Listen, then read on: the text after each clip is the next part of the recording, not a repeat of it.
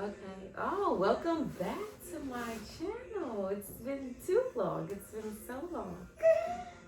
Today I have Skylar. Today the topic is motherhood. Okay. We'll just go. Oh, clink clink. Don't forget. Clank, clank. Clank, clank, You gotta clank. drink when you clink clink. Oh, sorry. Look, I'm new here. Okay. So we'll just switch and do the.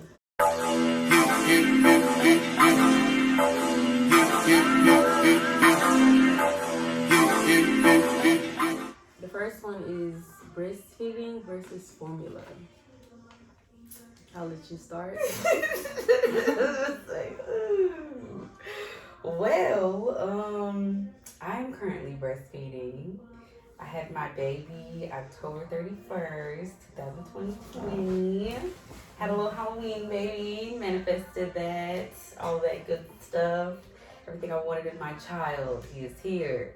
But no, honestly, before I had my kid, I was like, I'm gonna breastfeed. I'm gonna try it. I'm gonna commit. I'm gonna try it. We gonna get forward. And at the hospital, well, when you have a baby at the hospital, with all new mothers, they try to get the baby to latch before you go to see if like your baby can breastfeed. If your baby can't, then they'll put him or her on formula at the hospital. And he latched the first time, like the very first feeding. He just got right out that thing. Like a vampire. That was it. That was it. And ever since then, and now he is 5 months old. He became 5 months the end of March 31st. And that's funny because with the 31st baby, like, it's not a 31st of every month. So I have to like wait until sometimes 2-3 days into the month. So, but yeah, so I'm breastfeeding. Am I good, sis? Yeah, I tried to breastfeed for like 3 weeks. She tried. I'm so proud of her. Yeah, I had him 3 weeks early, so my milk wasn't just like flowing, and he was smaller, so he didn't really latch really good. So I was trying to breastfeed and I was trying to pump. Like I had to wake up every 2 hours, like, and try to pump before he ate, and then try to let him latch on just to get him used to my breast and not just the bottle. So I was just like, give me the cabbage. Let's try this on up. I don't even think I want to try that again. Like, okay. My breasts like swell up if I didn't like release them. Like, no. Yeah, engorged breasts really hurt. They don't really talk to you about a lot of things, bro. Like, I didn't know what that was before. Formula, please. Yeah, it's a lot. It's a lot. The next one. All right, so we have natural versus epidural. I was about 8 or 9 centimeters, and my baby was stuck in between my ribs. He wedged at the top for about 4 or 5 hours. I was in labor for 15 hours. And they basically were like, okay, this is your last opportunity. Like, are you going to take the epidural or are you going to pass? You either say yes to it right now or moving forward, you just going to have to have a natural. I was like, give me the epidural. Because it was like the contractions, like, my contractions started early in the morning. They started at 6 a.m., like right when my boyfriend got home. And it was like my baby waited for him to get off work, I swear. Bro. It was crazy. So I'm like, okay, so my contractions started at 8 a.m., but they obviously progressively got worse. But it was like the contractions at the end, I was just like, no, I need an epidural, bro. Like, I don't want to feel this pain no more. Like, it's take the pain. Yes, like, down. No, I couldn't. It was weird because it was like I could take the pain. I could see how moms could do it naturally. But at the same time, I was like, no. You was there with the opportunity to not take it. Mm-hmm. See, and that's why I really like didn't go to a hospital, because I was like, if I go, I'm going to like go ahead and be like, yeah, let me do it. So like, I'm gonna just go ahead with the whole home birth or whatever. But my labor was only like 6-7 hours. That's I crazy. mean, the contractions definitely hurt. Like, I finally found let me see, not a connection, but something that contractions feel like it's like a Charlie horse. If you ever caught a Charlie horse, like, and it's just like tense up like that, that's how contractions feel. Like, literally, I finally found the thing that I can like compare. But just in your uterine area, like it feels like where you normally would get your cramps at, like basically, but radiating to your back as well. Like it's like you wearing a belt, basically, of a contraction. Like that's what it feels like, and it comes and it's so sharp, and then it just leaves, and then it come again. And then it's worse because you get anxiety about it because it's like when is it coming? But you know at the same time because you gotta track it. Coming on time. Yeah. In my head I was like, dang, I know why people get the epidural, but then I was also telling myself like, you got this. Like I'm okay. You got this. Yeah, because I could have did it. Right. Like you gotta really put your mind. But it's definitely a mental coach for sure. Yeah. My friend's strong, y'all. Everybody's strong when it comes to home birth. Home birth versus hospital. I'll start.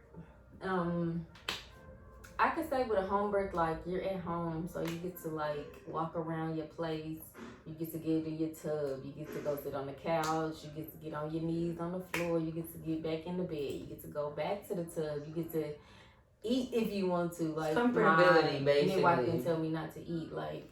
Yeah, that's like good. You're in your own space and you don't feel like uncomfortable. Hospitals make me uncomfortable, so I just can only imagine like giving birth in this like big bright white place and like I don't know. That just gives me like okay, it's time to go to heaven. It's like no for real, and I'm giving birth. Like why do I feel like it's like the house was dark. I had a few lights on. My fiance, he was playing his game in the living room. I told him like.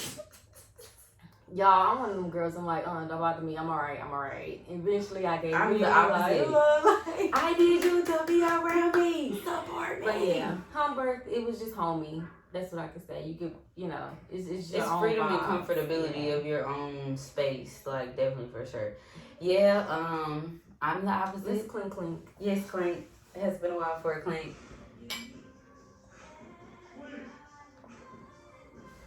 I'm the opposite of my good sis. I had a hospital birth. It was just a really scary experience for a lot of reasons, but I have something I told my little brother, talked to my little brother about the other day.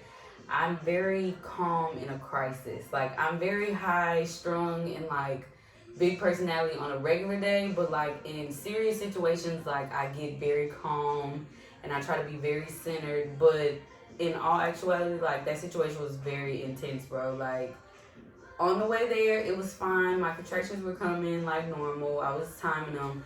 But, like Queen said, like, it's just something about hospitals that it just does something to my spirit that I don't like. It just don't sit well with me. Like, I'll walk in a hospital and I just feel like death or, like, dark. Like, it doesn't make me feel uplifted, like spiritually, like I don't feel the life in hospitals. Maybe we should start changing that. Like maybe we should change the vibe. Maybe people go to the doctor and stuff more. Yeah, like for sure. So that gave me a weird vibe, and I wasn't supposed to have a C-section. I was supposed to have a natural birth, and it turned into an emergency C-section towards the end because he was wedged, but I just remember thinking, like, I just feel eerie. I feel uncomfortable. Like, the staff was there, but the staff was kind of rude to me. I was scared of that, too. Like, I heard that. Yeah, I heard that the staff be rude. They be rude. And it's like, that's not how a woman's experience is supposed to be. Yeah. I was a first-time mom, and then something that me and Queen both, actually, the same encounter we both had. We had a baby in the middle of the pandemic, so it was like, we didn't really have, like, a lot of family around us. You know what I'm saying? Like, granted, obviously, that was Queen's personal choice with the home birth. She wanted the people that was around, but at the same time, we, like, didn't have a lot of people around us as we were giving birth, as you would in a traditional sense because of the pandemic, I feel as though. So, I'm like, that was odd for me because I like all of that. Like, I'm opposite of my good sis. Like, I like everybody to surround me with the love, and like I want everybody around me surrounding me like, you got this, because my boyfriend was just there like, all right, you having a baby. All right. I'm like, that's what you're doing for support. I was glad I was drugged up off Benadryl because I was like in and out. Like, it was like I went in and like she said, it was like a bright light. Like I went in at 8:15. I had my baby at 8:48. Like that's how quick it was. They like put me on the table. I just remember getting all the symptoms of the epidural. So I started getting itchy. I got really cold. I got the shakes. And then I remember being stretched out like I was Jesus Christ, honey, on a little stretcher, honey. But that's what I said. Like having birth is like an out of body experience. It is. Like it is. I was like, dang, he's here now. Like that's just like boom. It's just your life changed at that. Versus vagina. You can go. I had the emergency C-section. I wanted to have a natural vaginal birth. But I couldn't. I remember everything. I didn't feel anything. Like I said, I went. They told me you're gonna have the emergency C-section at 8:15. They rolled me to the back. I saw bright lights. And I looked at the clock. And then like I just remember kind of going in and out because I was on the Benadryl, had the epidural and stuff. And yeah, I was drugged up. And I just remember like they. I mean, obviously they couldn't tell me push. I was having a C-section. But I just remember I just heard my baby's like cry. And then I was like, okay, he's here now. So I guess he's out my stomach. Like, okay. So they don't like tell you like, okay, you're taking him out. It's just kind of like, they just took him out. Yeah. And one thing that was really weird, and I thought I was tripped out from like being on the drugs and stuff, I did feel a tug. And that was like a lot to take in. Because I was like, they just moved my skin down. Like, ugh. Because I didn't feel the opening, but when he pulled him out, like after he pulled the placenta out, I felt him like pull my stomach down because they have to literally open your abdominal wall. You felt him close it. I felt him close it. I felt that shift down. You didn't feel anything but him. Because they do the thing at after the epidural, they like tap on your legs, they tap on your feet to make sure you can't feel nothing, and then they do like a little slit to like say like, do you feel that? And if you be like no, they just good to go. Yeah, they burn through the skin. That's it. So, yeah, I don't know. C-sections, just the thought of it like scares me. Like I was you smell like, it. You smell it. Oh wow. You smell burning skin.